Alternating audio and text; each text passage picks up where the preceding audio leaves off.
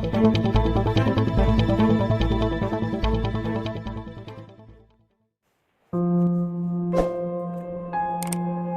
14 minutes ago, a 3.2 magnitude earthquake struck near Shamli, Uttar Pradesh, India.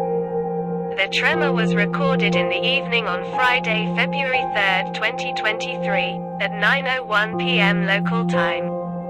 At a very shallow depth of 5 kilometers below the surface. The event was filed by India's National Centre for Seismology, NCS, the first seismological agency to report it.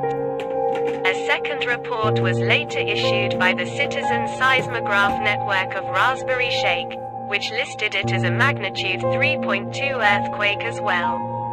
A third agency, the European Mediterranean Seismological Centre, EMSC, reported the same quake at magnitude 3.2.